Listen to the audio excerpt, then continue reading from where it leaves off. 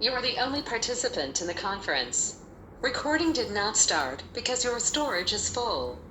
Please log in and delete recordings or purchase more storage from your account.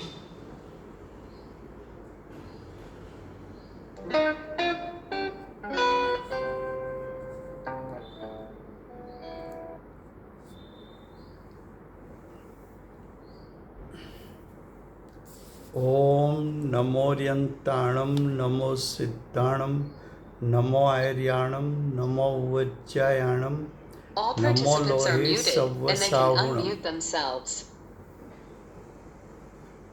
मंगलं भगवान् वीरो मंगलं गौतमो गणी मंगलं कुन्दकुन्दार्यो जैनधर्मोऽस्तु मंगलम् ओंकार बिंदु संयुक्तम नित्यं जयन्ति योगिनः कामदं मोक्षदं चैव ओंकाराय नमो नमः अहोपकार जिनवर्णो कुंदनो ध्वनि दिव्यनो जीन कुंद ध्वनियाप्या अहो आ गुरुकानो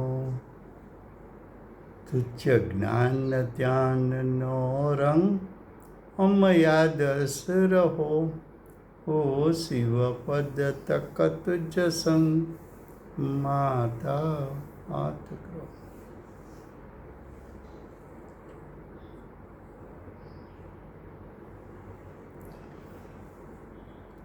ये समयसार नाम का परम अध्यात्म शास्त्र है। भगवत कुंकुंदाचार्य देव ने मांगलिक करके समयसार को कहने की प्रतिज्ञा की है। समयसार शास्त्र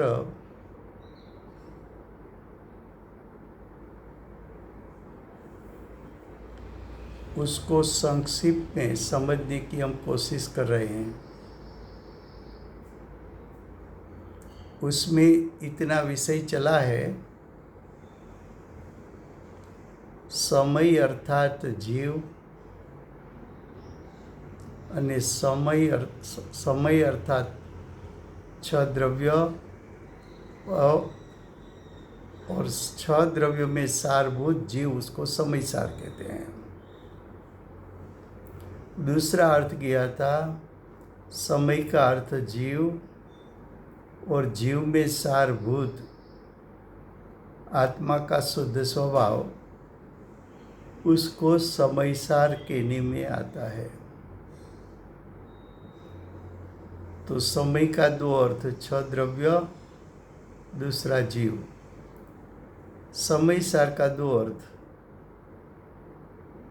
छह द्रव्य में सारभूत कहो तो एक अर्थ जीव, जीव में सारभूत कहो तो त्रिकाल शुद्ध आत्मा। फिर हमने समय की परिभाषा बताई थी। बाद में बताया था कि समय दो प्रकार से परिणमन कर सकता है, स्वसमय और परसमय। उसके बाद ये शास्त्र में दो नई का प्रयोग हुआ है, शुद्ध नई और व्यवहार नई। शुद्ध नई का विषय आत्मा का त्रिकाल शुद्ध स्वभाव है। व्यवहार नई का विषय भेद है। भेद दो प्रकार के हैं, गुण भेद और पर्याय भेद।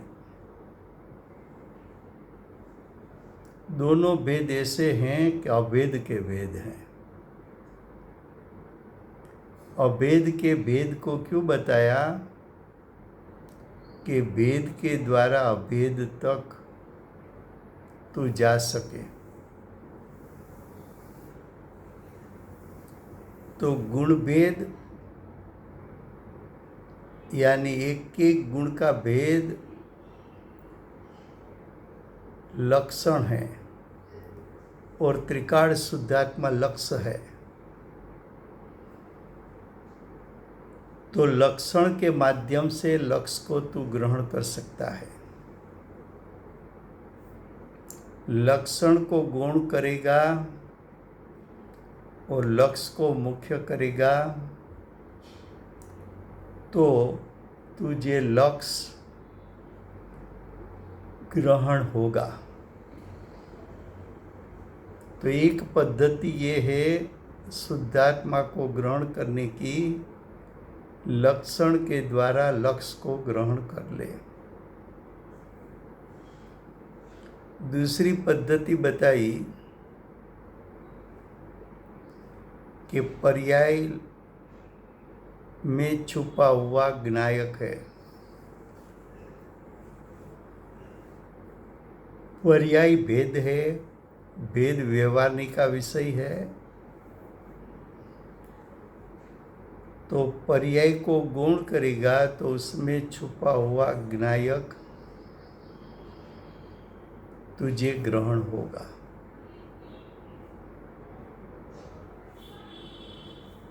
उसके बाद बताया था कि जीव की पर्याय 7 प्रकार की।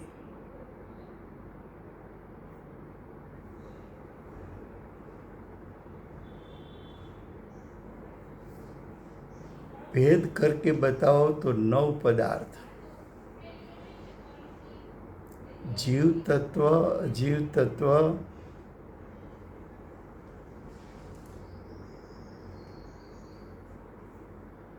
पुण्य तत्व, पाप तत्व, आश्रव तत्व, संवर तत्व, निजरा तत्व, बंध तत्व और मोक्ष तत्व।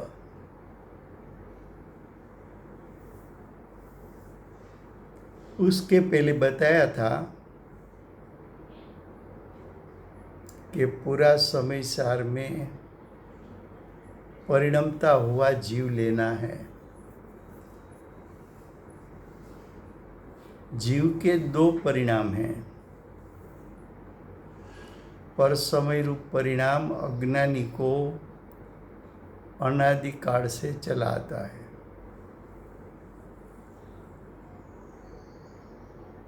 अज्ञानी के परसमय रूप परिणाम 4 है। कर्ता कर्म प्रवृत्ति, पुण्य पाप प्रवृत्ति, आश्रव रूप प्रवृत्ति, बंध रूप प्रवृत्ति।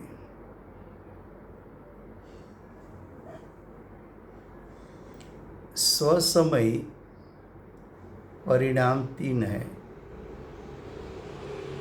संवर तत्व, संवर रूप परिणाम, निजरा रूप परिणाम, मोक्ष रूप परिणाम।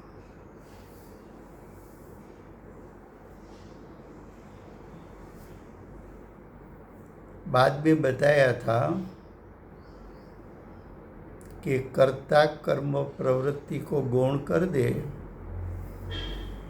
तो उसमें छुपा हुआ ज्ञायक जो शुद्धने का विषय है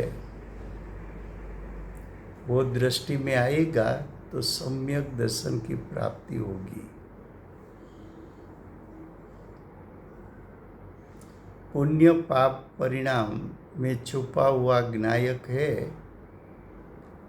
तो पुण्य पाप व्यवहारणी का विषय है, व्यवहारणी गौण है। उसको गौण करेगा तो पुण्य पाप में छुपा हुआ ज्ञायक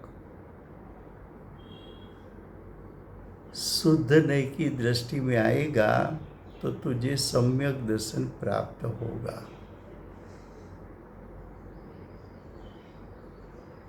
जीव आश्रव रूप परिणमित होता है तो आश्रव के परिणाम को गौण कर तो उसमें छुपा हुआ शुद्ध नहीं के विषयभूत त्रिकाल शुद्धात्मा उस पर दृष्टि गिरेगी तो तुझे सम्यक दर्शन प्राप्त होगा। आत्मा बंधरूप परिणमित होता है, वो बंध परिणाम में त्रिकाल शुद्धात्मा छुपा है। बंधरूप पर्याय व्यवहारने का विषय है। व्यवहारने का विषय गौण करने जैसा है। बंध की पर्याय को तू गौण करेगा तो उसमें छुपा हुआ त्रिकाल परिपूर्ण शुद्ध स्वभाव, उस पर दृष्टि गिरेगी तो सम्यक दर्शन प्राप्त होगा। उसी प्रकार संवर निजरा मोक्ष का समझना, यहाँ तक विषय चल चुका है। आज हमें आपको बताना है गाथा 13 की टीका, पेज नंबर 31 है गुजराती समयसार में।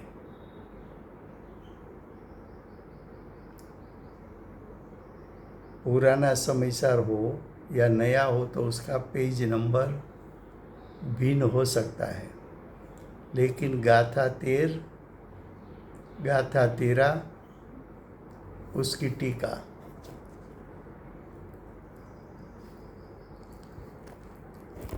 अब पढ़ो उसको, टीका को देखो। ये जीवादि नव तत्वों का अर्थ है जीव अजीव, 2 हुआ, पुण्य पाप 4 हुआ, आश्रव संवर निजरा 7 हुआ, बंध और मोक्ष 9 हुआ। जीवादि 9 तत्वों भूतार्थ नहीं से, भूतार्थ नहीं का अर्थ है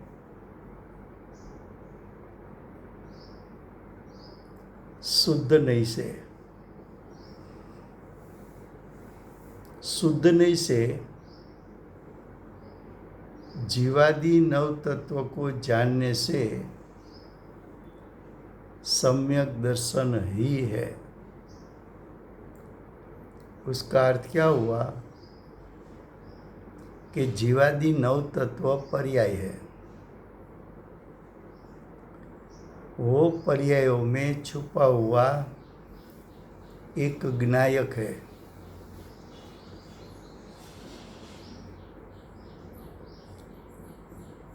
जो जीवादि 9 तत्व पर्याय है वो व्यवहारने का विषय है। व्यवहारने का विषय गौण करने जैसा है। तो आपको जीव में उत्पन्न होती हुई 9 पर्याय, उसको गौण करोगे तो उसमें छुपा हुआ भूतार्थ नहीं का विषय, शुद्ध नहीं का विषय, सत्यार्थ नहीं का विषय, द्रव्यार्थिक नहीं का विषय, आत्मा का त्रिकाल शुद्ध स्वभाव है। वो त्रिकाल शुद्ध स्वभाव को जानने से, उस पर दृष्टि रखने से सम्यक दर्शन, सम्यक ज्ञान ही प्राप्त होगा। तो आचार्य भगवान ने पूरे शास्त्र के लिए एक वाक्य में बता दिया कि तुझे सम्यक दर्शन प्राप्त करना है तो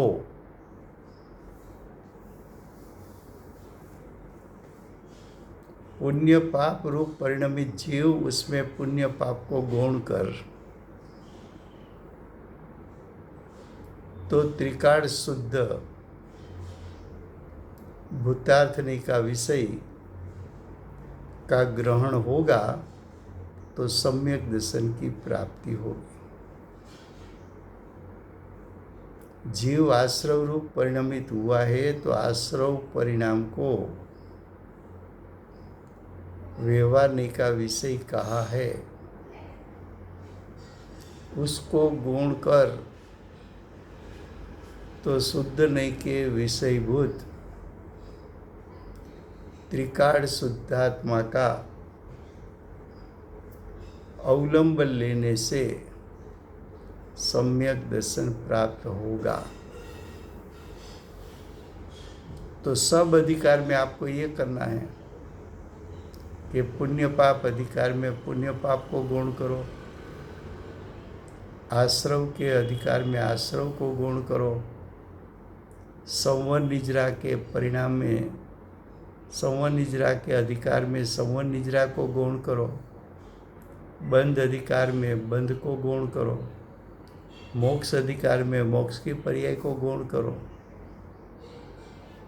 सभी अधिकार में तुझे आत्मा के त्रिकाल शुद्ध स्वभाव को मुख्य करके सम्यक दर्शन प्राप्त करना है। एक वाक्य में आचार्य भगवान ने पूरे शास्त्र की बात बता दी। अब आगे कहते हैं, ब्रैकेट में लिखा है ये नियम कहा। नियम का अर्थ सिद्धांत। सिद्धांत क्या बताया कि 9 तत्व को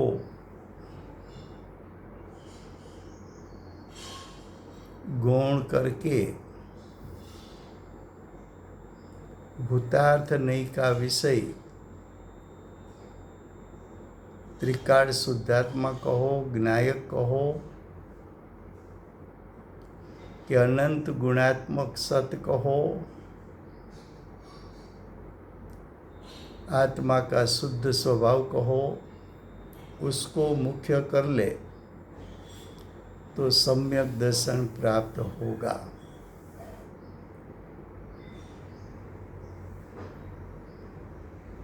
आगे कहा क्योंकि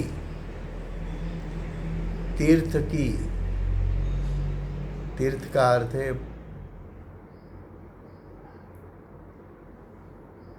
मोक्ष मार्ग। तीर्थ का अर्थ है उपदेश।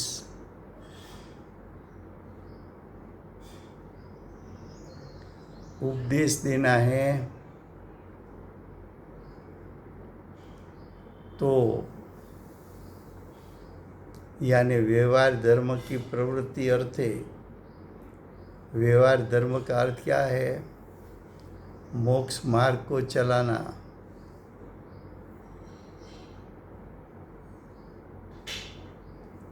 तो मोक्ष मार्ग बताना है तो व्यवहार नहीं से ही दर्शा सकते हो।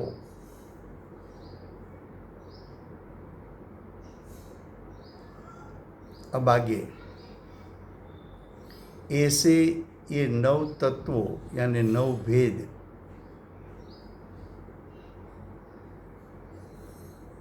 जिसका लक्षण जीव जीव पुण्य पाप आश्रव संवर निजरा बंध और मोक्ष है,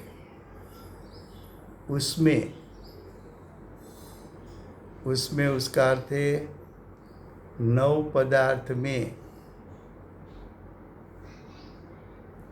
एक पणु यानी एक पणा प्रकट करने वाला यानी प्रसिद्ध करने वाला, दर्शाने वाला,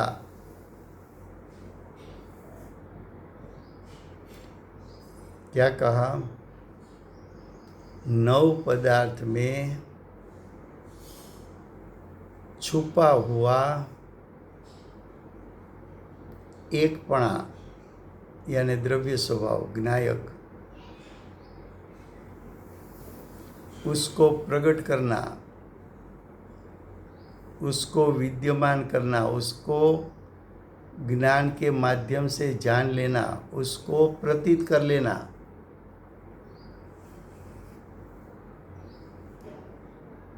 तो कि प्रकट करने वाला कौन है? भूतार्थ नहीं यानी शुद्ध नहीं। शुद्ध नहीं के द्वारा तू ज्ञायक को जान सकता है। शुद्ध नहीं क्या करेगी? तो कि पर्याय को गौण करके द्रव्य स्वभाव को मुख्य करेंगी। तो शुद्ध नहीं के द्वारा ज्ञायक को प्राप्त करना, किस गाथा के लिए ये बात है? ये गाथा के लिए कि पूरे शास्त्र के लिए, तो कि पूरे शास्त्र के लिए। अब शुद्ध नहीं पने स्थापित आत्मा की अनुभूति यानी ज्ञायक का ज्ञान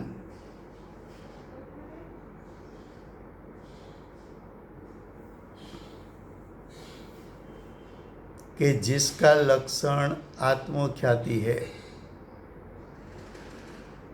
अनुभूति का लक्षण क्या? आत्मख्याति।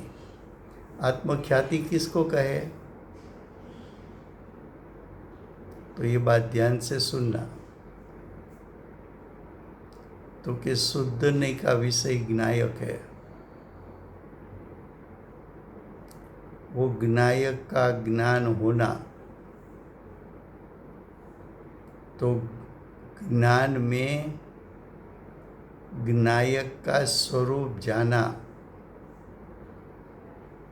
तो वर्तमान ज्ञान की पर्याय ने ज्ञायक का स्वरूप जान लिया, उसको कहते हैं कि ज्ञायक वर्तमान पर्याय में प्रसिद्ध हो गया।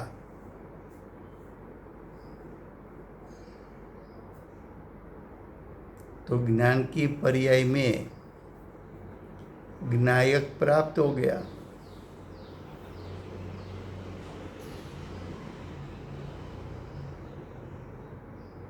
अब देखो ब्रैकेट में क्या लिखा, शुद्ध नहीं से नव तत्व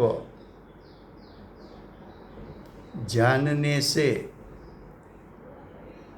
आत्मा की अनुभूति यानी आत्मा का ज्ञान होता है। वो हेतु यानी कारण, वो कारण से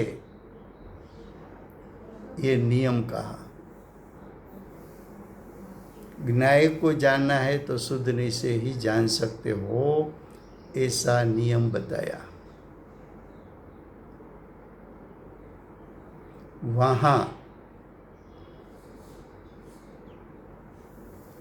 विकारी होने योग्य, अब देखो क्या बताना है, ध्यान से सुनना, कि 7 तत्व की परिपाटी कैसे उत्पन्न होती है।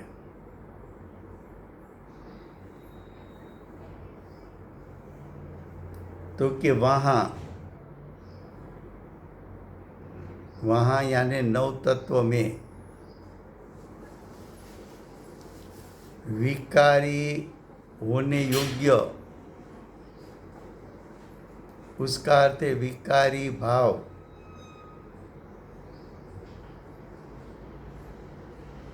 होने की जिसमें योग्यता है। तो कि विकारी भाव होने की योग्यता जीव में है।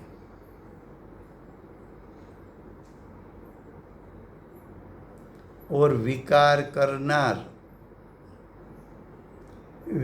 करनार का अर्थ है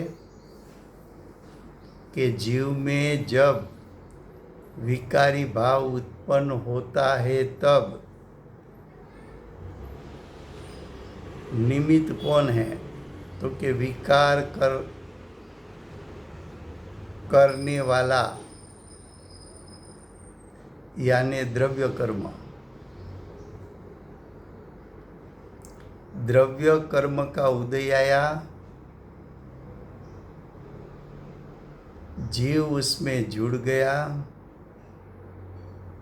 तो जीव की पर्याय में विकार करने की योग्यता थी, तो जीव के स्वक्षेत्र में विकार उत्पन्न हुआ।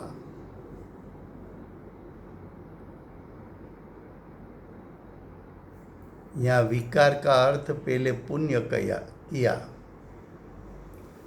विकार का अर्थ पुण्य। अब ये फिर से मैं पढ़ता हूँ। वहाँ का अर्थ है नव तत्व में। विकारी शब्द है, वहाँ शब्द में बदलता हूँ। पुण्य भाव रूप होने योग्य, तो पुण्य भाव यानी शुभ भाव रूप होने योग्य, तो शुभ भाव किस में उत्पन्न होगा? तो कि जीव की सत्ता में। तो कि जीव की सत्ता में पुण्य की उत्पत्ति, वो भाव पुण्य। ये भाव पुण्य में निमित्त कौन बना? तो कि कर्म का उदय। तो कि कौन से कर्म का उदय?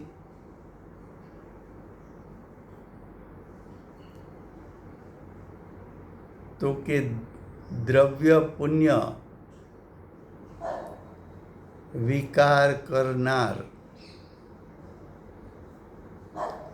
द्रव्य कर्म ने विकार कराया, निमित्त का कथन है।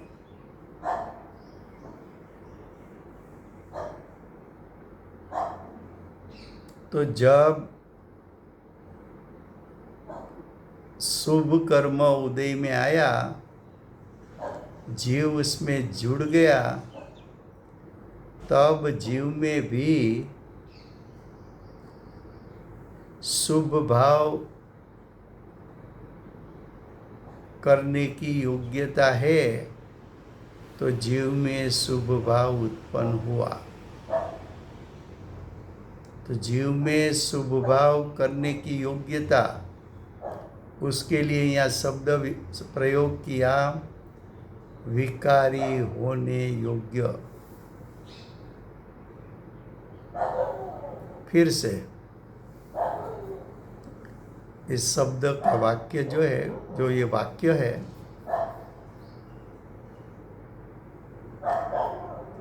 वो समझने का कोशिश करना। पहले मैं सिंपल भाषा में बता देता हूँ, बाद में ये सेंटेंस पढ़ते हैं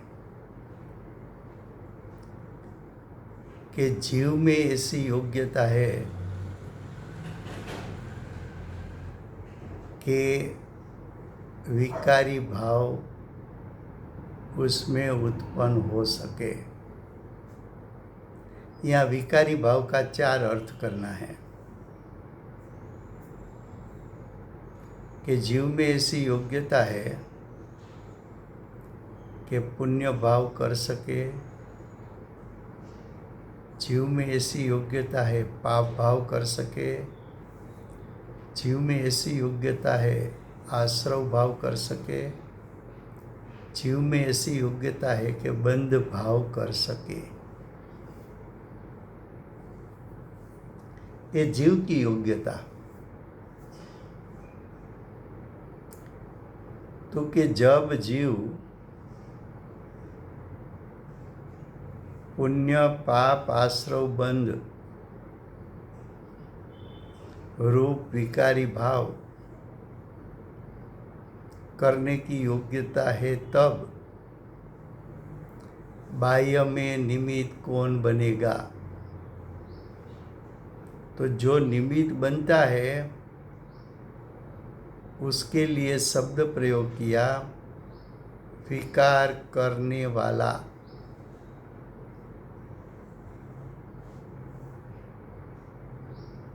यानी विकार में निमित्त होने वाला।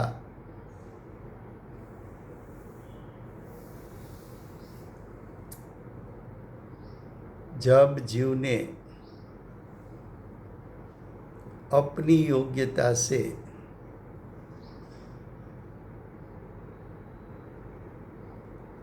विकारी परिणाम में पुण्य की उत्पत्ति की,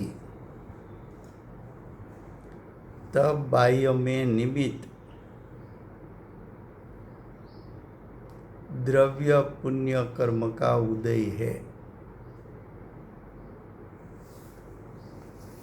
तो द्रव्य पुण्य कर्म विकार करनार यानी विकार में निमित्त होने वाला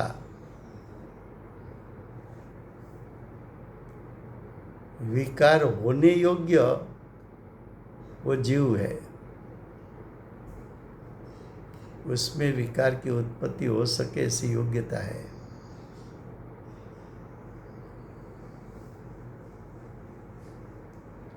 तो ये बात कि हर वाक्य हम पढ़ते नहीं हैं, मैं वैसे बता देता हूँ कि एक तरफ कर्म है, दूसरी तरफ जीव है। जीव में विकार करने की योग्यता भी है, आंशिक सुखता प्रकट कर सके ऐसी भी योग्यता है, शुद्धि की वृद्धि कर सके ऐसी भी योग्यता है, और परिपूर्ण शुद्धि की प्राप्ति कर सके ऐसी भी योग्यता है।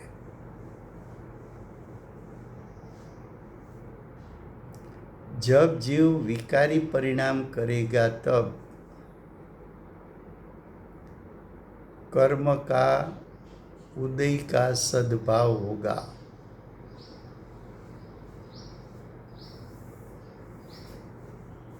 और जब जीव शुद्धता रूप परिणमन करेगा तब कर्म के अभाव का निमित्तपणा होगा।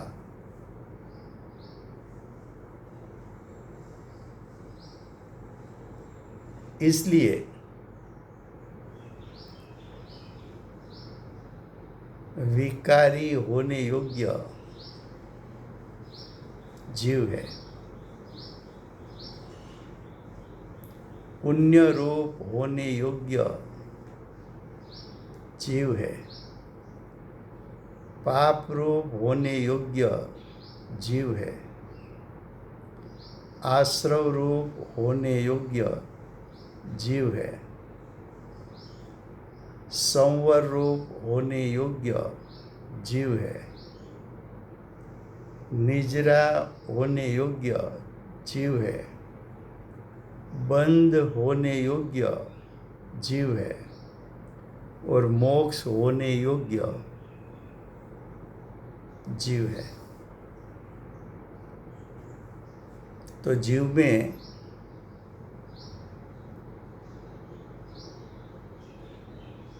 भाव पुण्य, भाव पाप, भावाश्रव, भाव संवर, भाव निजरा, भाव बंध, भाव मोक्ष होने की योग्यता है।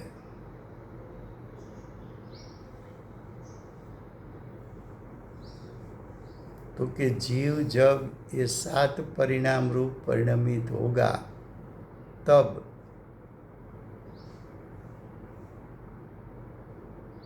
जीव के ऐसे परिणाम होंगे तब बाह्य में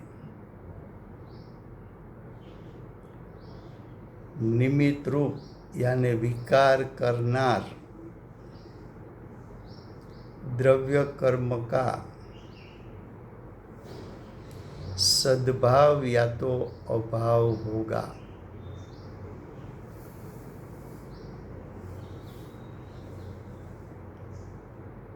पुण्य पाप आश्रव बंध में कर्म का सद्भाव है,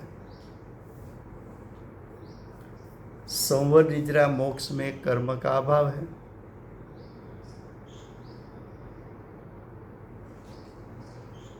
तो संसारी जीव अनादि काल से पुण्य पाप आश्रव बंध रूप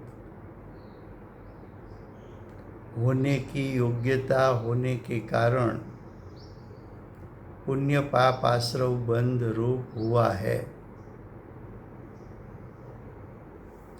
उस समय बाह्य में निमित्त द्रव्य कर्म का उदय है। पुण्य के परिणाम जब जीव में उत्पन्न हुआ तब बाह्य में पुण्य कर्म का उदय है। जीव पाप रूप हुआ तब बाह्य में पाप रूप परिणाम उदय में है। जीव भावाश्रव रूप परिणमित हुआ तब नया कर्म आया, उसका निमित्त है।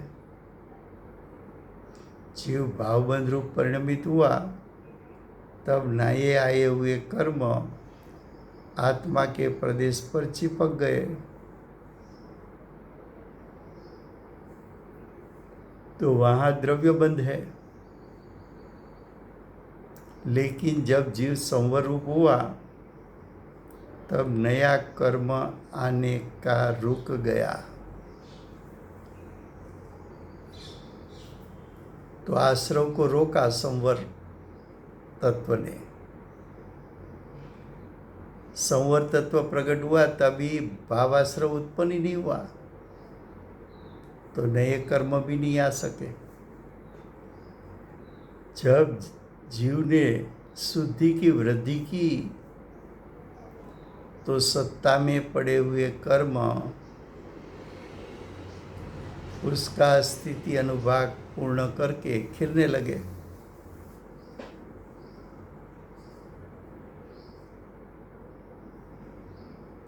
और जब जीव ने परिपूर्ण शुद्धता प्रकट की तो सभी कर्म आत्मा के प्रदेश पर से खिल गए। सर्व कर्म से आत्मा को मुक्ति मिल गई। तो जो 13वीं गाथा है उसमें से आचार्य भगवान पुण्य पाप अधिकार खोलेंगे, आश्रव अधिकार खोलेंगे, संवर अधिकार खोलेंगे, निजरा अधिकार खोलेंगे, बंध अधिकार खोलेंगे, मोक्ष अधिकार खोलेंगे। सभी जगह दो दो भेद बताएंगे। पुण्य तो जीव का भाव भाव पुण्य, और कर्म द्रव्य पुण्य। पाप दो प्रकार का, जीव का भाव हिंसा चोरी झूठ पाप भाव, तो भाव पाप, और कर्म का बंधन जो हुआ द्रव्य पाप, कर्म का उदय वो भी द्रव्य पाप। जीव ने आत्म प्रदेश का कंपन किया तो भावाश्रव, और उस समय नए कर्म का आना द्रव्य आश्रव। जीव ने आंशिक शुद्धि प्रकट की तो भाव संवर, उसके कारण नया कर्म नहीं आ सका तो द्रव्य संवर। जीव ने शुद्धि की वृद्धि की तो भाव निजरा, और सत्ता में पड़े हुए कर्म खिर गए तो द्रव्य निजरा। जीव ने राग द्वेष किया तो भाव बंध, और कर्म आत्मा के प्रदेश पर रुक गए चिटक गए तो द्रव्य बंध। जीव ने परिपूर्ण वितरागता प्रकट की, सर्व कसाई नाश कर दिए तो भाव मोक्ष। और भाव मोक्ष का निमित्त पाकर सर्व कर्म से आत्मा मुक्त हो गया तो द्रव्य मोक्ष।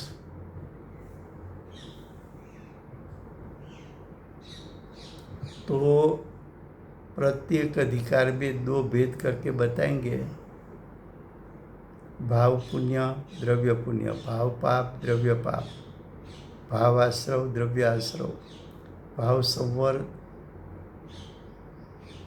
द्रव्य संवर, भाव निजरा द्रव्य निजरा, भाव बंध द्रव्य बंध, भाव मोक्ष द्रव्य मोक्ष। तो यहाँ से आचार्य भगवान ये सब जीव के परिणाम के माध्यम से जीव परिणमता हुआ जीव का वर्णन करेंगे और परिणमता हुआ जीव में त्रिकाल शुद्धात्मा का स्वरूप कैसा है वो बात आचार्य भगवान 5 प्रकार से बताएंगे कि छुपा हुआ त्रिकाल शुद्धात्मा कैसा है। तो उसके लिए आप गाथा 14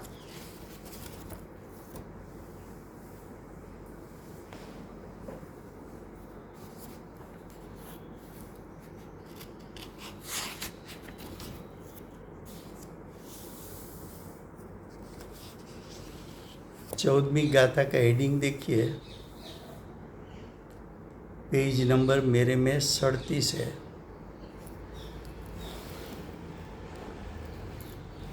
दूसरे शास्त्र में दूसरे समयसारों में शायद पेज नंबर अलग हो सकता है, लेकिन गाथा 14 खोलना है और उसका हेडिंग शुद्ध नैको गाथा सूत्र से कहते हैं। शुद्ध नैको कहते हैं, उसका अर्थ क्या कि शुद्ध नई के विषय को बताते हैं। शुद्ध नई को विषय को दर्शाते हैं, उसका अर्थ क्या कि शुद्ध नई का जो विषय है त्रिकाल शुद्धात्मा, उसका स्वरूप कैसा है। जो आपको 7 तत्व में छुपा हुआ त्रिकाल शुद्धात्मा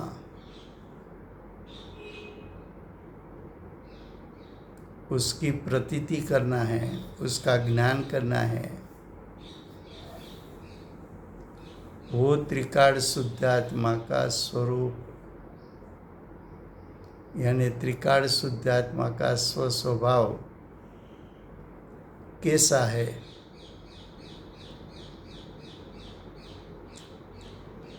चौदहवीं गाथा में आचार्य भगवान संक्षिप्त में बताएंगे। वो 6 बात बताएंगे। शब्द प्रयोग 5 किया है, एक शब्द का संधि खोल के 6 शब्द करेंगे।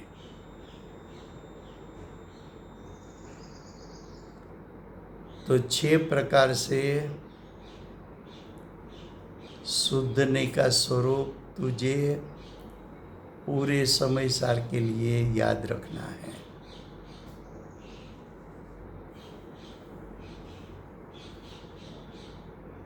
अब देखो गाथार्थ, जो नहीं का अर्थ है शुद्ध नहीं। आत्मा का अर्थ है त्रिकाल शुद्धात्मा, ज्ञायक को बंध रहित,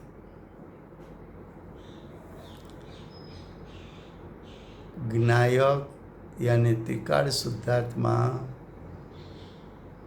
उसका एक स्वरूप बताया कि 3 काल में कभी भी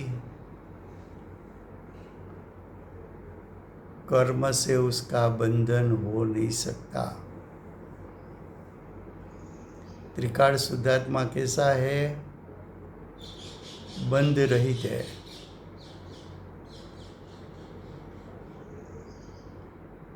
देखो, आपकी जीभ पर चिकास वाला पदार्थ रखा,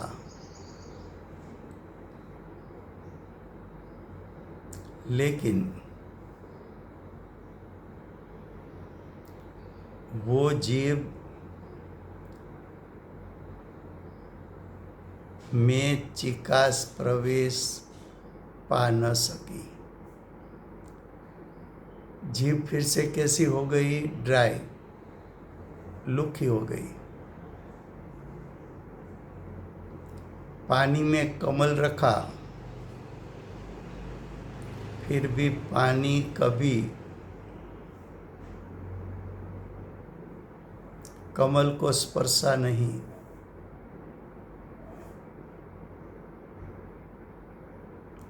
अनादिकाल से जीव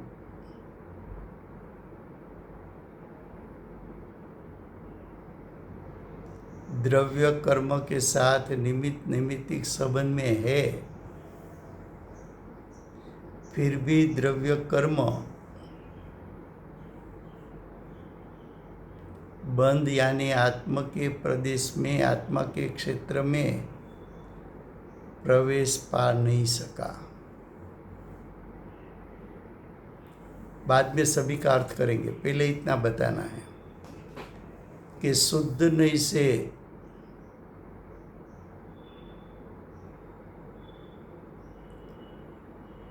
आत्मा यानी ज्ञायक त्रिकाल शुद्धात्मा बंध रहित, ये एक वाक्य हुआ। अब दूसरा वाक्य बनाता हूं, देखना। जो नहीं यानी शुद्ध नहीं आत्मा को पर के स्पर्श रहित, तो त्रिकाल शुद्धात्मा कैसा है? पहले बताया था बंध रहित। दूसरे सेंटेंस में कैसा बताया? तो कि त्रिकाल शुद्धात्मा को अनादि से आज तक किसी भी द्रव्य स्पर्श कर नहीं सका, स्पर्श रहित। पहले तो मुझे इतना ही बताना है कि 6 बात कौन सी बताने वाले हैं।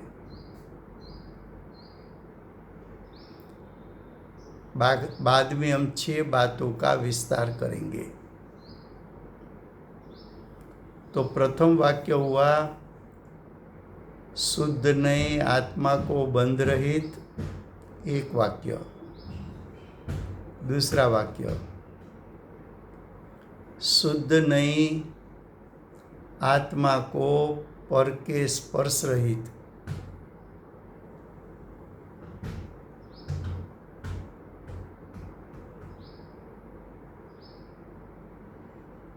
तीसरा वाक्य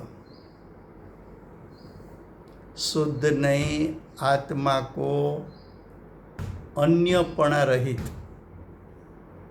अन्यपणा का अर्थ है 4 गति। आत्मा अनादि से अनंत काल 4 गति से रहित है। तीसरा वाक्य। चौथा वाक्य शुद्ध नहीं के विषयभूत आत्मा चढ़ा चढ़ता रहित।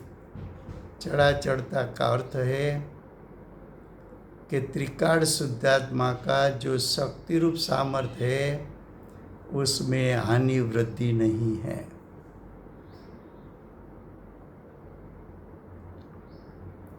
पहले बताया त्रिकाल शुद्धात्मा बंध रहित। दूसरा बताया त्रिकाल शुद्धात्मा पर के स्पर्श रहित। तीसरा बताया त्रिकाल शुद्धात्मा चार गति से रहित।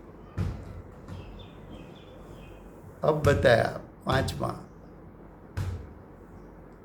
कि त्रिकाल शुद्धात्मा हानि वृद्धि से रहित।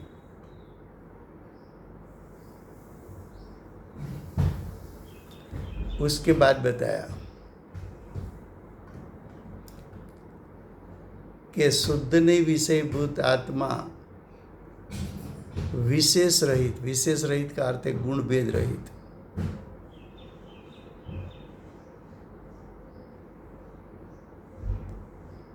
उसके बाद बताया कि शुद्ध नहीं के विषयभूत त्रिकाल शुद्धात्मा अन्य के संयोग रहित। संयोग का अर्थ है राग द्वेष, मोह राग द्वेष। त्रिकाल शुद्धात्मा कैसा है? तो कि मोह राग द्वेष से रहित। इतने शब्द में सब बात ले ली। बाद में ये पहले ये 6 बात समझाएंगे और 6 का भाव आपको पूरे समय सार के लिए याद रखना है कि जहाँ जहाँ शुद्ध नहीं के विषयभूत आत्मा की बात आएगी वहाँ आचार्य भगवान क्या बता सकता है। तो कि जब जब आचार्य भगवान शुद्ध नहीं के विषयभूत आत्मा बताएंगे तब उसका स्वरूप या तो बंध रहित बताएंगे, या तो स्पर्श रहित बताएंगे, या तो चार गति से रहित बताएंगे, या तो हानि वृद्धि से रहित बताएंगे, या तो गुण भेद से रहित बताएंगे, या तो मोह राग द्वेष से रहित बताएंगे। तो सभी बात यहाँ नास्ति से बताई है। नास्ति से क्यों बताई? तो कि नास्ति वाला स्वरूप तेरे अनुभव में से पसार हुआ है। अस्थि स्वरूप ते आत्मा की अनुभूति तो कभी की नहीं। कर्म से बंधन हुआ, ये अनुभव की बात है। पर का मैं स्पर्श कर सकता हूँ, ऐसी मान्यता तेरे में है। मैं चार गति रूप हूँ, ये मान्यता तेरे में है। मेरे भावों में हानि वृद्धि होती है, तीव्रता मनता होती है, ये तेरे अनुभव में है।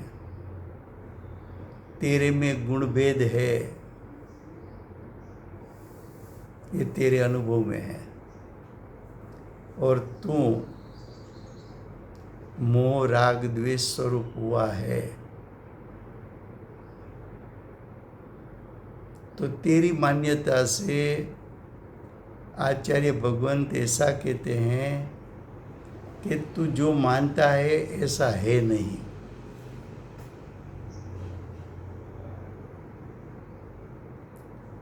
त्रिकाल शुद्धात्मा कभी बंध को प्राप्त नहीं हुआ। त्रिकाल शुद्धात्मा कभी भी परद्रव्य को स्पर्शा नहीं। त्रिकाल शुद्धात्मा कभी चार गति रूप हुआ नहीं।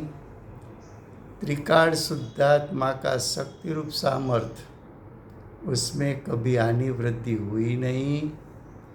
त्रिकाल शुद्धात्मा अनंत गुणात्मक सत्ता है, उसमें गुण भेद है नहीं। और त्रिकाल शुद्धात्मा को मोह राग द्वेष के साथ संयोगी भाव कभी हुआ नहीं। यानी त्रिकाल शुद्धात्मा कभी मोह राग द्वेष रूप हुआ नहीं। ये 5 भाव रूप, 5 भाव कहो तो अबध अस्पृष्ट एक साथे ले लो। 6 बात बताना है तो अबध अस्पृष्ट भिन्न भिन्न लो तो 6 बात हुई। तो ये 5 भाव रूप त्रिकाल शुद्धात्मा है। ऐसे त्रिकाल शुद्धात्मा पर तुझे दृष्टि करना है। कौन से शुद्धात्मा पर? जो बंध रहित है उस पर दृष्टि कर। जो पर के स्पर्श रहित है वहां दृष्टि कर।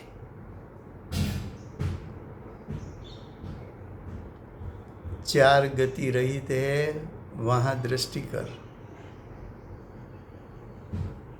हानि वृद्धि रहित है वहां दृष्टि कर। गुण भेद से रहित है वहां दृष्टि कर।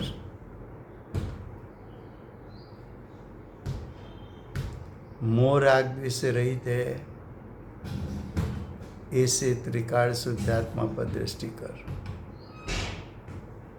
तो शुद्ध नहीं के विषयभूत शुद्धात्मा बंध रहित, स्पर्श रहित, चार गति रहित, हानि वृद्धि रहित, गुणभेद रहित અને મોહ રાગ દ્વેષ रहित है।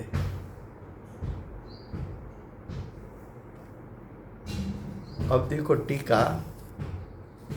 टीका में लास्ट लाइन पढ़ो, पेज नंबर 37 की। ये बात का अर्थ है, ये जो 5 ऊपर बात बताई वो बात को दृष्टांत से प्रकट करने में आता है, यानी दृष्टांत से कथन करने में आता है, दृष्टांत से दर्शाया जाता है। अब वो दर्शाने के लिए दूसरे पेज पर 38 पेज से आचार्य भगवान ने 38 पेज पर 2 पैराग्राफ है, 2 पैराग्राफ 39 पेज पर है। उसमें 5 दृष्टांत दिया है और दृष्टांत पर से सिद्धांत बताया है।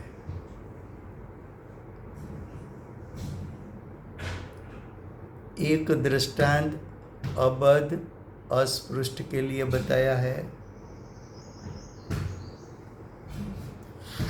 दूसरा दृष्टांत अनन्यपणा के लिए बताया है, तीसरा दृष्टांत चढ़ा चढ़ता यानी हानि वृद्धि रहित पना बताने के लिए दिया है, चौथा दृष्टांत विशेष रहित बताया है और 5वां दृष्टांत संयोगी भाव रहित यानी मोह राग द्वेष रहित उसका बताया है। कल हम 5 दृष्टांत बताएंगे। यहाँ तक की जो बात है 12 गाथा तक वो भूमिका की गाथा थी। 13, 14, 15 गाथा उसका फल है। 1 से 12 गाथा का अभ्यास करने से 13, 14, 15, 16 में एक गाथा सम्यक दर्शन के लिए है, सम्यक ज्ञान के लिए है, एक गाथा और एक सम्यक चारित्र के भी लिए है। तो ऐसे शुद्ध नहीं के विषयभूत शुद्धात्मा उसका आश्रय लेने से तेरी पर्याय में सम्यक दर्शन, सम्यक ज्ञान, सम्यक चारित्र प्रगट होगा, यानी मोक्ष मार्ग प्रगटेगा। समय हुआ है।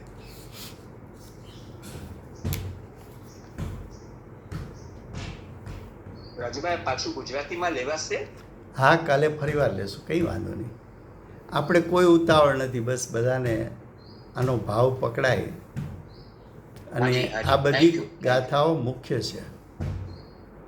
હા, એ વાત સાચી છે. કારણ કે બધી જ હિન્દીમાં લીધી છે હા. રાજુભાઈ, હા, એટલે જરાક ગુજરાતીમાં પ્લીઝ લેજો. ના લેશું કાલે આખો કલાક ગુજરાતી લેશું. Okay okay, Okay. Thank you. Thank you. જય જીનેન્દ્ર. જય Thank you. જયેન્દ્ર. વર્તમાન 24ના આખરી તીર્થંકર બાલ બ્રહ્મચારી મહાવીર ભગવાન કી જય હો. મહાવિદ્ય ક્ષેત્રે બિરાજતા પ્રથમ તીર્થંકર ધર્મ ધુરંધર અનંત ચતુષ્ટયના ધારક દિવ્ય ધ્વનિના દાતાર શાસન ઉપકારી સીમામાં રહેનાર શ્રી સિમંદર ભગવાનનો જય. કડીકાળ સર્વજ્ઞ કેવળ જ્ઞાની તળેટીમાં બેઠેલા મા સમર્થ આચાર્ય આગમના રચયિતા ભગવત કુંકુંદાચાર્ય દેવનો જય. વર્તમાન કાળે સમ્યક દર્શનનો ઉપદેશ આપનાર તીર્થના નાયક, તીર્થના સ્થાપક, તીર્થના પ્રવર્તક પરમ કૃપાળુ શ્રી સદગુરુ દેવનો જય. પૂજ્ય સદગુરુદેવના શિષ્યમાં શિરોમણી સ્વાનુભવ યુક્ત જાતિસ્મરણ જ્ઞાન યુક્ત પ્રસમ મૂર્તિ ભગવતી માતનો જય. સમ્યક દર્શનની પ્રાપ્તિમાં નિમિત્તરૂપ સર્વ જીનવાણી માતનો જય. પૂજ્ય ગુરુદેવ અને માતાજીની સાધના ભૂમિ સુવર્ણપુરી ધામનો જય. સુવર્ણપુરી ધામમાં બિરાજતા સર્વે દેવશાસ્ત્ર ગુરુ ભગવંતનો જય હો. વર્તમાન ગુરુ અને ધાતુકી મહાવિદ્ય ક્ષેત્રના ભાવિ તીર્થંકર શ્રી સૂર્યકીર્તિનાથ ભગવાનનો જય હો. શ્રી સૂર્યકીર્તિનાથ ભગવાનના સમવસરણના મુખ્ય ગણધર દેવેન્દ્ર કીર્તિનાથ ભગવાનનો જય હો. પરમ દિગંબર જૈન ધર્મનો જય હો. Thank you Rajubhai. જય જીનેન્દ્ર ટેમ્પલ. જય જયેન્દ્ર. થેન્ક